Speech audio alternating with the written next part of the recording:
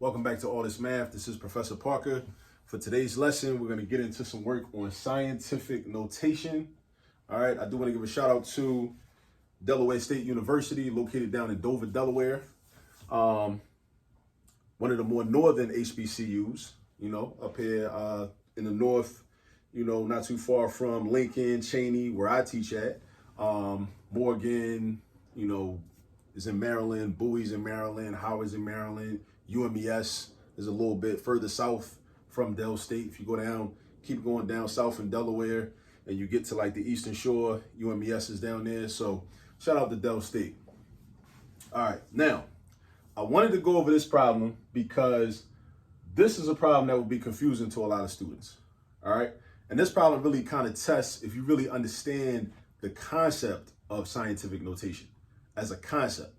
All right, because some people will look at this and say, well, what do we have to do to it? What can I do to it? How can I convert it to scientific notation? Like it looks weird, because usually you're given a real big number, right, with a whole bunch of digits, or you're given a number with a whole bunch of digits that's a real small number because it's a decimal, right? But this is just 7.80. So first thing you always ask yourself is, well, where's your decimal point? Here's my decimal point. Sometimes it's invisible, sometimes it's written. In this problem, this number is written, 7.80. Then you say, well, how many spaces do I need to move the decimal point in order to create a number that's between 1 and 10? In this problem, you don't got to move it at all. 7.80 is already between 1 and 10. And that's what confuses people, because students are so used to seeing so many problems where they had to do so much work and go through so many steps. And then you give them a problem where they don't have to do that much work. Then they think, oh, it must be something. I must be missing something, or I must be forgetting something. No, you're not. In this particular problem, your factor is already given to you, 7.80. Then you write your multiplication sign. Then you write your 10. And then again, ask yourself this question. How many spaces do I need to move the decimal point to create a number that's between 1 and 10? I don't need to move it no spaces. So if I don't need to move it no spaces, how do we represent nothing as a value in math? The number 0. So that's going to be my exponent. That's going to be my exponent. 10 to the 0 power. And I wanted to do this video because this is the type of problem like that'll throw somebody off. They'll be like, what? What am I supposed to? Because you know what it is too? People aren't used to seeing 10 to the 0 power.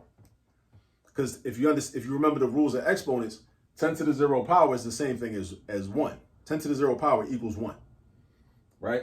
So this would be just 7.8 times 1, which gives you what you started with.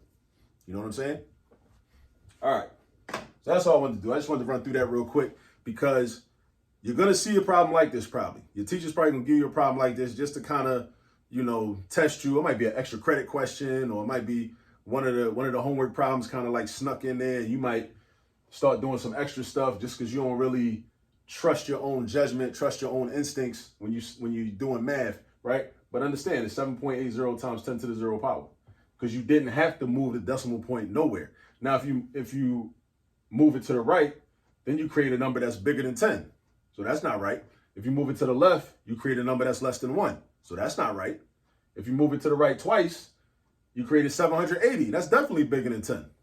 So sometimes you just got to understand the rules in the process. First, identify where your decimal point is, and then ask yourself, how do I create a number that's between 1 and 10? But then say, well, if it's already between 1 and 10, I don't got to create nothing. So that's cool. So then I put my times 10, and then I say, okay, well, where's my decimal point? How many spaces did I move it? And how many spaces do I have to move it to get back to the original number? 0 spaces, because you ain't move it at all. You know what I'm saying? So, all right, so keep that in mind. If you ever see a scientific notation question that looks like this, be on guard, be careful, but you'll be prepared because you saw this video. All right, so go ahead and share this video with some of your friends that are also doing work with scientific notation, and I'll see you all in the next video. And shout out to Del State and all the HBCUs. Peace.